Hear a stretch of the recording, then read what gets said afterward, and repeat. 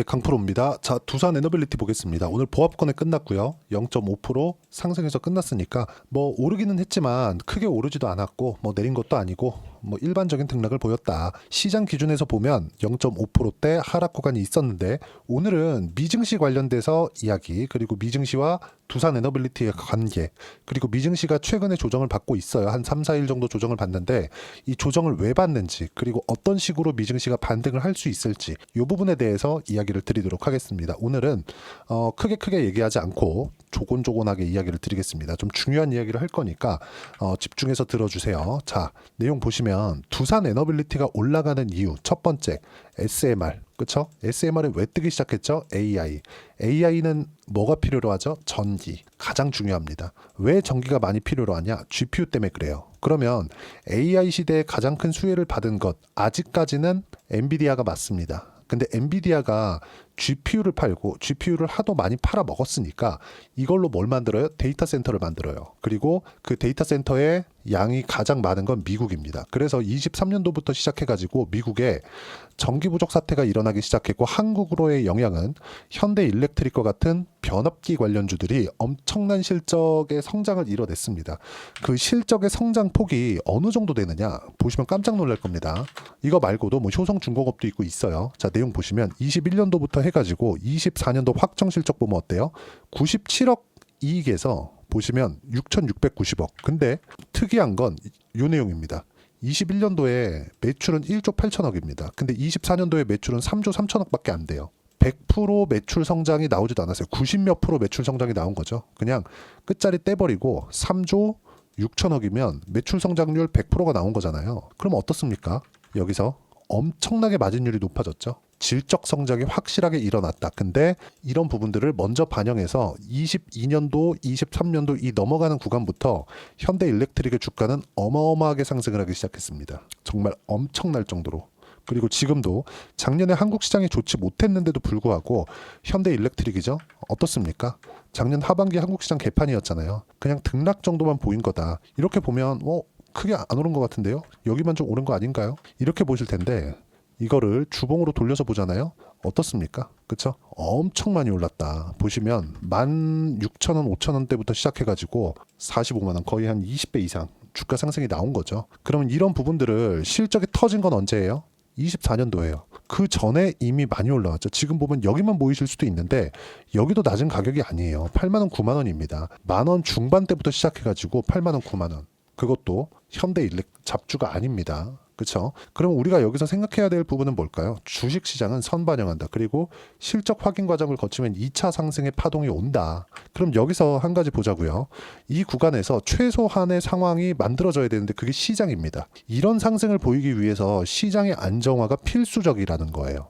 그럼 한국 시장의 안정화가 되기 위해선 미국 시장의 안정화가 되어야 되고, 미국 시장의 안정화가 지금 무언가 깨질 것 같은 좀 그런 상황이 생긴 겁니다. 그래서 이야기를 드리는 거예요. 자, 내용을 보여드리겠습니다. 조금 여기부터 보면 미증시가 4일째 조정을 받고 60일 이평선을 이탈을 했습니다. 그리고 지금 미국 선물도 0.5% 정도 떨어지고 있으니까 약간 좀 위태위태해 보여요.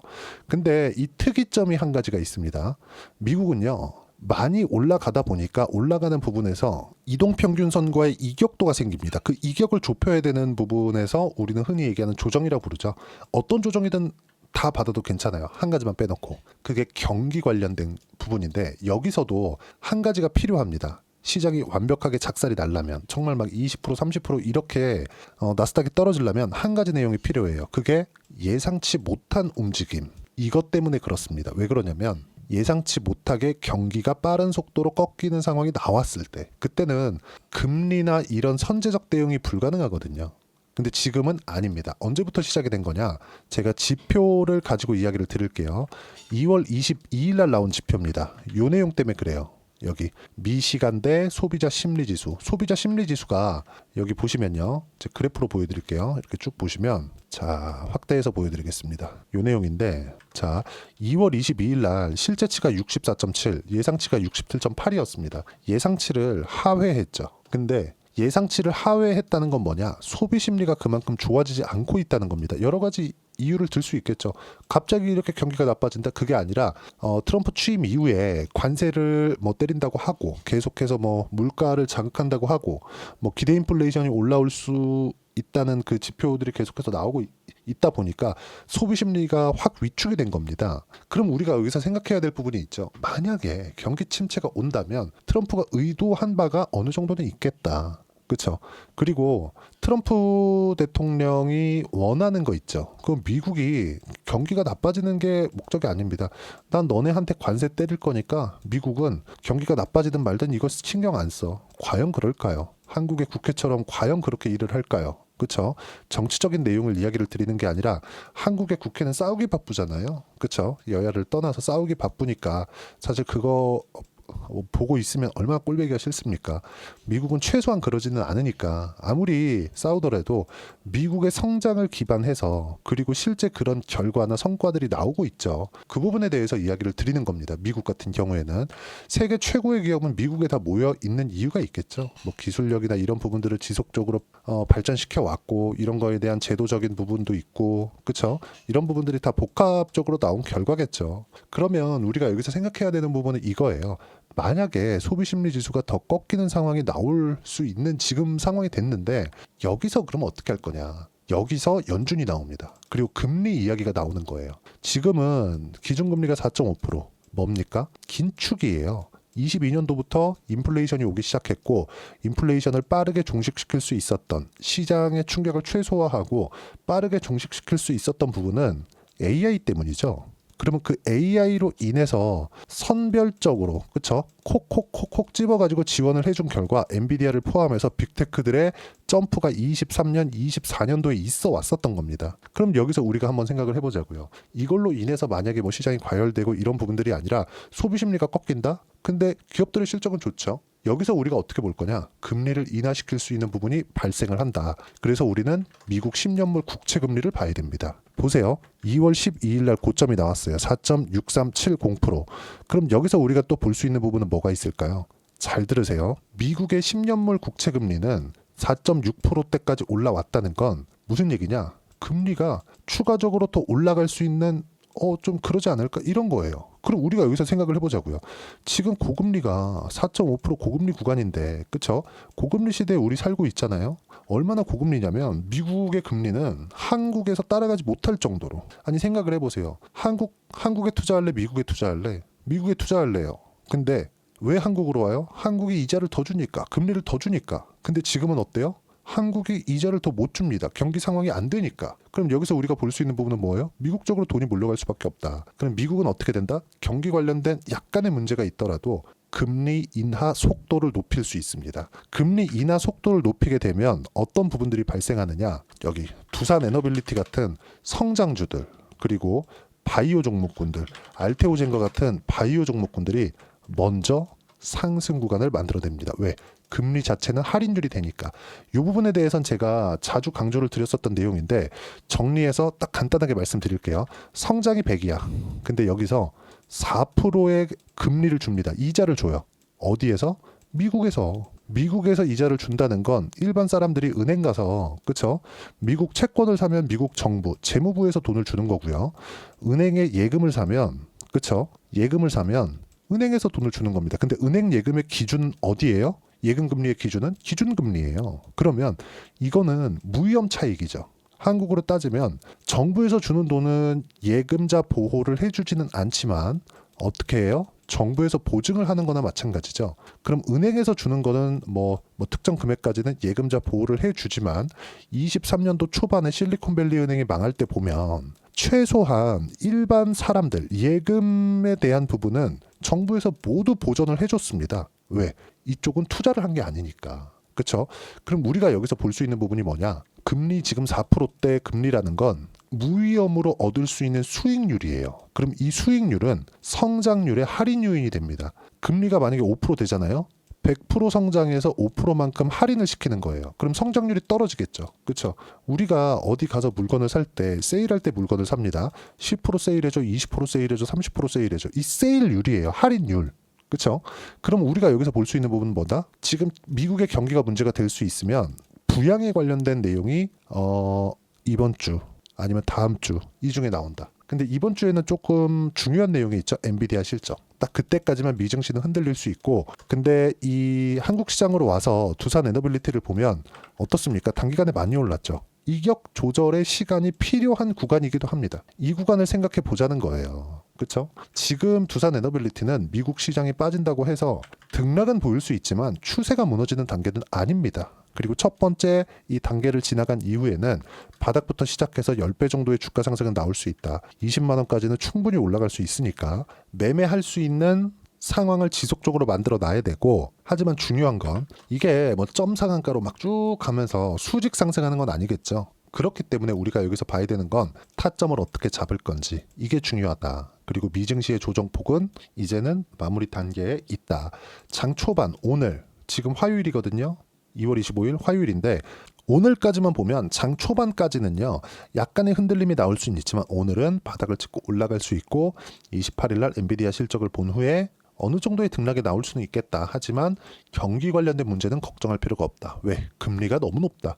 만약에 금리를 인하하는 부분들이 그때 가서 갑자기 막 낮춰요. 야, 갑자기 내가 알지 못한, 예를 들어서 2020년도 코로나처럼 이럴 때처럼 갑자기 뭔가 얘기가 탁 터져가지고 그 얘기가 딱 나오잖아요. 그러면 금리를 늦게 맞춰야 되니까 이거는 조정폭이 살짝 커질 수 있습니다. 근데 지금은 그런 상황이 아니에요. 지표에 따라서 시장이 움직이고 있고 그 시장 움직임에 맞춰서 우리는 매매 구간을 지속적으로 잡는 게 중요한 거지, 지금 현재 미증시 많이 올랐으니까 이제 끝이네, 그게 아니라 미증시는 올라간 만큼 실적의 성장폭도 어마어마합니다. 반드시 기억을 하셔야 되고, 그리고 미국에서 주도하는 종목군들은 무조건 빅테크다. 그럼 이 빅테크에 맞춰서 우리가 어떤 식으로 가격대를 잡고 타점을 잡아야 되는지가 중요하고, 그 부분을 우리가 이해하고 판단했을 때 그 타점에 대한 부분을 제가 여기 소통방에서 무료로 공유를 해드리고 있습니다. 자, 내용 보시면 그래요. 오늘 같은 경우에도 그렇습니다. 알테오젠 15%대 수익 중 몽땅 보유한다. 미증시가 흔들려도 매도하지 않겠다는 거죠. 쭉 올려보시면 두산에너빌리티 20%대 수익 중 몽땅 보유한다. 매도하지 않겠다는 겁니다. 왜? 미증시가 조정을 받을 때도 가격 버티고 있잖아요. 추세 유지하고 있잖아요. 알테오젠 마찬가지죠. 항상 성장주들을 하는 이유는 이것 때문에 그렇습니다. 올려서 보더라도 그쵸, 오늘 코스피 0.5%, 코스닥도 비슷하게 하락을 했고 바이오 반등 나왔지만 크지 않다. 바이오 관련된 이야기, 두산 에너빌리티 등 원전 관련된 이야기를 제가 할 때 무조건 금리를 중요하게 보라고 말씀드렸는데, 경기 침체까지는 아닌데 경기가 약간 좀 흔들리는데 그때 금리 바로 내리고 바이오 제가 뭐라 그랬어요? 안 빠집니다 이제 그랬거든요. 그리고 두산 에너빌리티 마찬가지예요. 왜? 성장주니까. 성장주들은 금리가 인하하는 구간에서 휘청거릴 수는 있죠. 미증시가 꼭 그렇거든요. 미증시는 앞으로도 사실상 지금 미국의 기업을 뛰어넘을 수 있는 그런 기업이 어디서 만들 수 있을까요? 사실상 그렇거든요. 특정 뭐 섹터, 조선이나 뭐 두산 에너빌리티에서 만드는 SMR 관련된 기자재 관련된 내용이나 이런 부분들 있잖아요. 여기는 미국이 굳이 건드리지 않죠. 여기는 노동 집약적이고 자본 집약적인 산업이니까 굳이 이 내용으로 해서 경쟁력을 얻기란 미국의 인건비가 너무 비싸요. 그렇다고 한국의 인건비가 싼 건 아니지만 수지타산이 안 맞는 거죠. 그래서 미국은 서비스업, 흔히 얘기하는 설계기업, 그렇죠? 이쪽으로 다 바뀐 겁니다. 애플도 스마트폰을 팔고 있지만 사실상 설계기업이라고 볼 수 있고, 그렇죠? 어떤 식으로 너네들 다 만들어 와. 엔비디아 23년, 24년 얼마나 핫했나요? 엔비디아도 설계 기업이라는 거죠. 그러면 그 생산 어디서 해요? 대만에서 합니다. 우리가 이걸 보고 있자는 거예요. 그러면 이런 내용들이 지금 지속되고 있을 때 두산 에너빌리티의 가격대는 당연히 올라갈 수밖에 없다. 원전에 대한 수요가 늘어날 수밖에 없고, 트럼프도 중국과의 패권 경쟁을 위해서 값싼 에너지에 대한 투자를 지속적으로 하겠다고 계속 이야기를 하고 있는 겁니다. 왜 그런지 그 부분에 대해서 제가 근본적인 내용을 이야기를 드리고 있는 거고, 조정도 이제 마무리 단계에 있고 그런 부분들은 시장 기준에서 봤을 때 이렇게 한다. 결론은 뭐예요? 타점 나오면 공유한다. 공유할 때 매매하면 된다. 이런 내용들 소통방에서 무료로 공유하고 있으니까 구독과 좋아요 눌러주시면 무료 입장 가능하고요.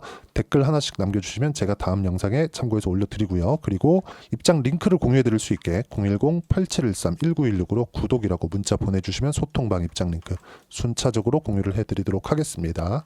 자, 그리고 이렇게 매매를 했을 때 우리가 어느 정도까지 수익을 볼 수 있는지 그 부분은 이 내용입니다. 자, 예를 들어서 뭐 하나오션 1월 달에 많이 올라갔죠. 이것도 보세요. 제가 두산에너빌리티 매매한 내용도 보여드릴 건데 뭐 싸게 살려고 노력한 흔적이 전혀 없습니다.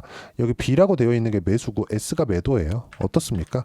그쵸? 한 달 반 정도의 기간 동안 57%대 수익 구간. 왜 이렇게 나왔을까요? 확인하고 매매하니까 동일한 구간에서 매매를 한다는 겁니다. 자, 하나오션 말고 지금 두산 에너빌리티에 대해서 이야기를 드리고 있으니까 두산 에너빌리티 보세요. 24년도에 매매할 때도 마찬가지죠. 확인하고 매매하잖아요. 손해 안 봤어요. 4%대. 그리고 지금은 20%대 수익 구간. 여기 샀나요? 올라가는 거 보고 샀잖아요. 확인하고 했을 때 꾸준하게 수익 구간이 발생을 한다. 그리고 여기서 어떤 식으로 매매를 해야 되는지 그 내용 소통방에서 모두 공유를 해드리고 있으니까 구독과 좋아요 눌러주시고 댓글 하나씩 달아주시면 제가 다음 영상에 그 댓글 내용을 궁금한 내용이죠. 그 궁금한 내용을 풀어드리도록 하고요. 여기 소통방 입장 링크를 받아볼 수 있게 여기 010-8713-1916으로 구독이라고 문자 보내주시면 소통방 입장 링크 순차적으로 공유를 해드리도록 하겠습니다. 자, 그리고 이런 식으로 매매를 했을 때 그쵸? 내가 뭘 보고 매매를 해야 되는지 그 이론적인 부분이 있죠. 그 이론적인 부분은 여기 두산 에너빌리티의 단기 보유 전략, 가격 전략 두 가지인데 단기는 2주입니다. 2주 동안 내가 어떻게 수익 구간을 만들 것인지 그 내용이고요. 그러기 위해서는 가격에 대한 이해가 필요하고 가격에 대한 이해가 되어야 주도주, 신고가 두 가지 내용이 파악이 될 겁니다. 이 두 가지 내용도 모두 무료로 공유를 해드리도록 할 테니까 구독과 좋아요 눌러주시고요. 010-8713-1916으로 두산 에너빌리티라고 문자 보내주시면 가격, 단기 보유 전략 함께 공유해드리도록 하겠습니다. 자, 그리고 제가 1월 달에 분명히 제 영상을 꾸준히 봐오신 분들은 아실 겁니다. 1월 달에 제가 말씀드렸었던 내용은 딱 한 가지였어요. 종목 장세 온다, 시장 다 빠졌다 이거예요. 이거 12월 달부터 제가 말씀드렸거든요. 실제 그런 상황이 왔죠. 두산 에너빌리티 보세요.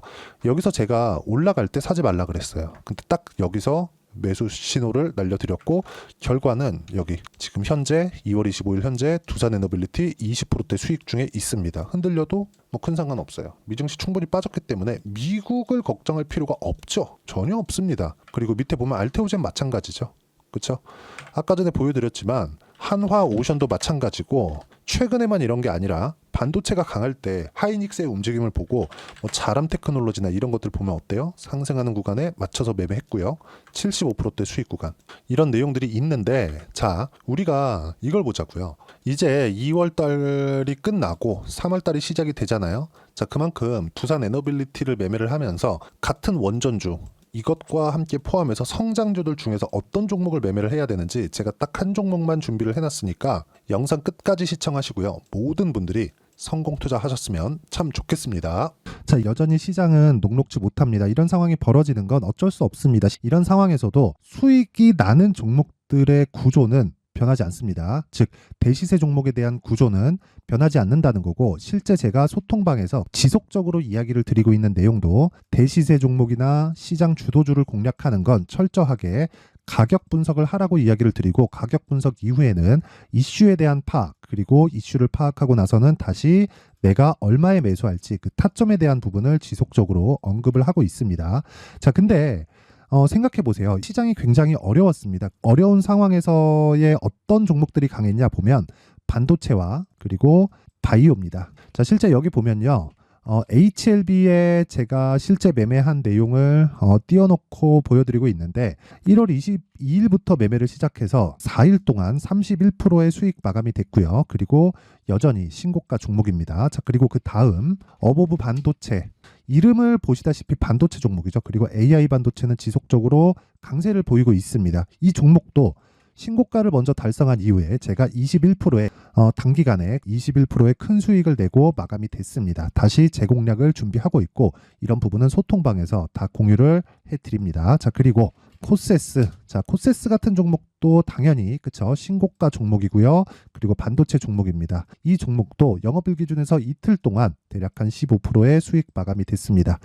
내용을 한번 보시면 어떻습니까? HLB를 포함해서 뭐 30%, 20%, 뭐 15% 이런 식의 수익이 지속적으로 발생하고 있는데 이 세 종목 모두 다 신고가 종목이고 1월 달에 시장이 약세를 보이고 있는 구간에서도 강했었던 그런 종목입니다. 특징점이 하나 있는데 그 이슈에 앞서서 가격이 먼저 반영했다는 거죠. 그렇게 제가 가격을 먼저 보고 이슈에 대해서 파악하는 이유는 결과적으로는 큰 시세를 먹기 위한 사전 준비 작업입니다. 실제로 큰 시세를 먹기 위해서 사전 준비 작업을 했을 때 여기 레인보우 로보틱스 127% 그리고 ISC 98% 그리고 한미반도체 97%의 큰 수익을 내는 상황을 만들 수 있습니다. 어떤 식으로 소통방에서 진행됐는지 그쵸? 그 상황을 제가 이야기를 드린 건데 이런 상황도요 당연히 신고가를 공략했을 때 가능한 겁니다. 자 그러면 이번에도 마찬가지입니다. 그쵸? 정부 주도의 코리아 디스카운트 해소 방안이 2월 달에 발표를 하고요. 그리고 2월 달에 발표된 내용을 토대로 주가가 움직이는 게 아니라 이미 움직인 내용이 있죠. 실제 이 내용은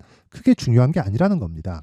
실제 움직인 내용을 보면 자 기아차입니다. 실제로 12월 달에 신고가를 만들어 놓고 정부에서 입김을 불어 넣으니까 순식간에 기아차를 포함해서 현대차 같은 거대 기업들의 주가가 2주도 채 되지 않아서 40% 정도의 큰 시세를 냅니다. 자 그러면 우리는 어떤 종목을 봐야 될까요? 이슈를 파악해야 되는 것도 맞지만 철저하게 가격에 맞춰서 매매를 해야 되는 게 당연히 중요합니다. 정부가 주도하는 정책 방향이 있겠죠. 그 방향에 맞춰서 우리가 종목을 찾을 필요가 있다.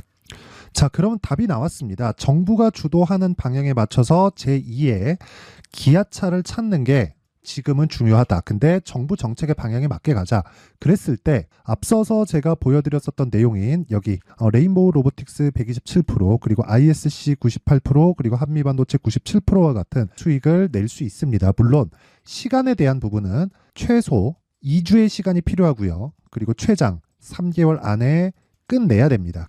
자, 기아차의 시세를 보셨던 것과 같이 2월 달에 정부 정책의 방향이 결정되고요. 바로 3월 달이면 시행입니다. 자, 그러면 우리는 거기에 맞춰서 당연히 종목을 찾아야 되고 제가 제2의 기아차를 찾아놨습니다. 제가 아까 전에 소통방에서 이야기를 드렸었던 내용 다 공개를 해드렸는데 그 내용처럼 종목만 받고 싶다 하시는 분들은요. 상단에 있는 제 전화번호로 대시세 자 대시세라고 문자를 보내주시면 정부 정책의 방향에 맞는 종목을 모든 분들에게 무료로 공개를 해드리도록 하겠습니다. 자, 제가 원하는 건 채널 성장이 목적입니다. 자, 그래서 구독과 좋아요 꼭 좀 부탁드리고요. 모든 분들이 정부 정책에 맞는 방향으로 매매를 이어가서 큰 수익 보셨으면 좋겠습니다.